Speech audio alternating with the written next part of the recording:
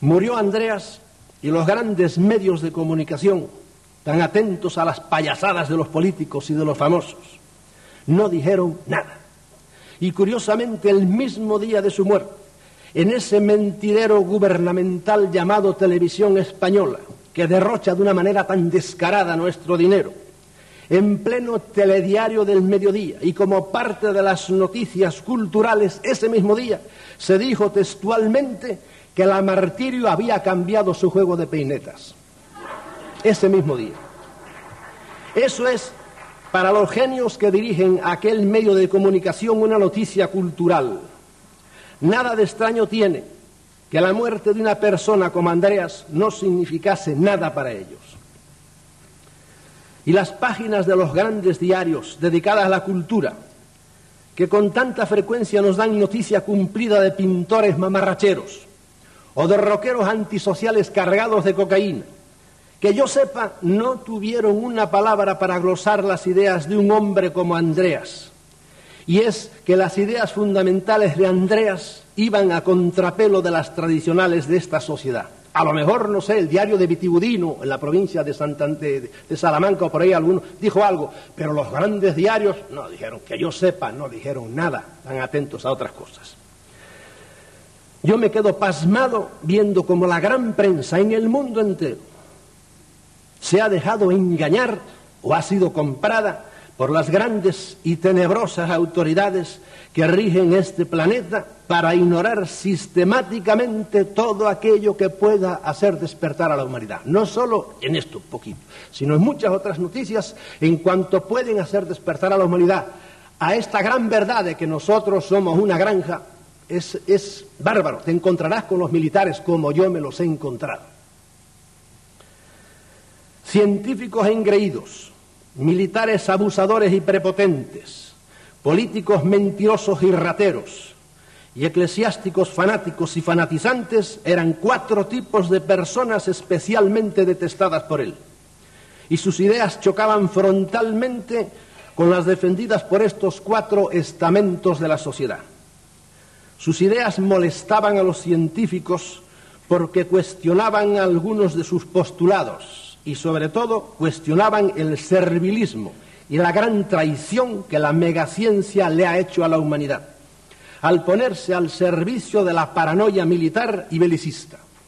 Los grandes genios de la humanidad, inmediatamente vienen los militares o los agarran y algunos se han retorcido. Por ejemplo, no quiero caer en ejemplos ahora. Al principio de la bomba atómica hubo científicos que dijeron no y se fueron, pero otros siguieron trabajando con ellos. La mayor parte de la humanidad no estaría tan atrasada como está si los grandes cerebros científicos hubiesen puesto tanto empeño en mejorar las condiciones de vida de los pueblos como lo pusieron en fabricar armas sofisticadísimas o bombas atómicas o secretas y terribles armas químicas y bacteriológicas.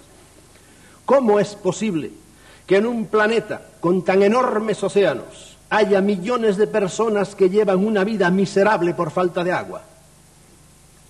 Es posible porque la megaciencia, en vez de haber dedicado sus conocimientos y sus esfuerzos a descubrir métodos fáciles y baratos para desalinizar el agua del mar, que es una cosa que se puede hacer con el dedo meñique, se ha puesto al servicio de los militares para realizar tareas mucho más difíciles, mucho más costosas y sobre todo mucho más perjudiciales para la humanidad, como es la fabricación mediante la tecnología más avanzada de un armamento capaz de destruir a toda la humanidad. Esta es la gran traición de la megaciencia. Andreas era especialmente sensible a este tema, del que hablé con él en más de una ocasión. Su antimilitarismo era radical. El abuso de los grandes y de los prepotentes, de los que no dejan crecer, ni opinar, ni siquiera defenderse a los demás. La idea de que todo puede arreglarse con la violencia de las armas. Recuerdo un día que conversando en un receso del Congreso de Costa Rica, me decía, ¿quién librará a nuestra sociedad de los militares y más que de sus personas, de la mentalidad militar? Eso de que no podamos vivir sin tener grandes ejércitos y estar amenazándonos unos a otros. Y recuerdo que me adujo de memoria la cantidad de dinero que en el presupuesto de aquel año el gobierno español iba a dedicar a las Fuerzas Armadas.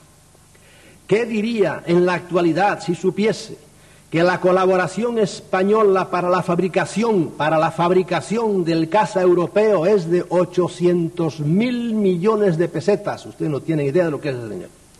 Y que cuando esté fabricado, cada uno de esos aparatos nos va a costar 7.000 millones de pesetas. Aviones que el mejor uso que se pueden tener es pudrirse sin que hayan servido para nada. ¿Por qué en vez de comprar hace unos años 70 aparatos, no sé si F-14 o F-16, con un precio que sobrepasó los 500.000 millones de pesetas, no se compraron solo 50 en vez de 70 y hubiese sido más que suficientes? Y con el dinero sobrante se hubiesen podido comprar 2.000 aviones y helicópteros para apagar incendios forestales. La de los incendios es una verdadera guerra en la que salimos derrotados todos los años, y no las guerras hipotéticas de los estrategas militares. Para estas gastamos todos los años miles de millones. Vamos a comprar ahora, creo que son F-18, otros 70 o algo por el estilo. Y en cambio, para aquellas que sí son reales, los incendios forestales, por ejemplo, hay solamente unos cuantos aviones viejos. Los carísimos y velocísimos F-16 y F-18 solo nos servirán para cuando nos invadan los portugueses. Pero para apagar incendios no sirven los F-18, van demasiado rápidos.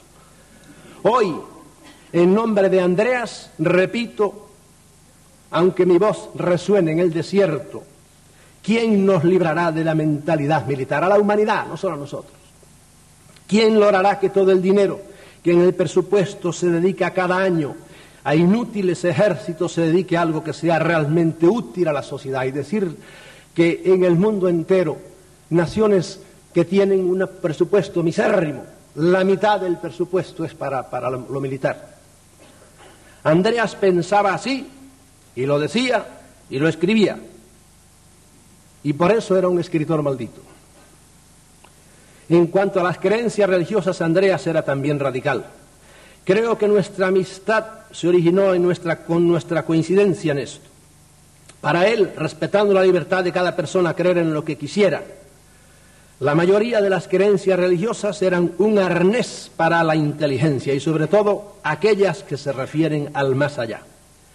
Conociendo mi pasado jesuítico y mi manera de pensar actual, cuando aún no nos conocíamos, me invitó a escribir una serie de artículos en su revista Mundo Desconocido, titulada aquella serie Uso mi propio cerebro, en la que yo describía cómo había sido la metamorfosis de mis ideas religiosas. Y fue entonces cuando me sugirió que escribiese un libro titulado De jesuita a hereje. El libro está escrito hace tiempo ya, pero mi exceso de movilidad no me ha permitido sentarme a retocarlo. A Andreas, distando mucho de ser un creyente, le intrigaba mucho la figura de Jesús de Nazaret, al ver su enorme influjo en la historia de los 2 últimos milenios, y fruto de esta curiosidad fue su libro Jesús vivió y murió en Cachemira, por el que, como era de esperar, sufrió acerbas críticas de los creyentes. Indudablemente hace falta mucha valentía y mucha audacia para atreverse a enjuiciar de una manera tan diferente a un personaje tan respetado, por el que muchos están dispuestos a dar la vida o a quitársela a otros. Pero ya es hora de que nos atrevamos a enjuiciar libremente y sin miedos a un personaje que, si bien ha tenido en la historia de la humanidad una enorme influencia, esta dista mucho de ser todo lo positiva que los historiadores creyentes nos han hecho creer. Muy al contrario de lo que estos hacen, que creen a ciegas porque la propia fe no les permite dudar, Andreas, como era en él costumbre, se documentó a fondo y viajó a la India para conocer directamente los hechos sobre los que iba a escribir.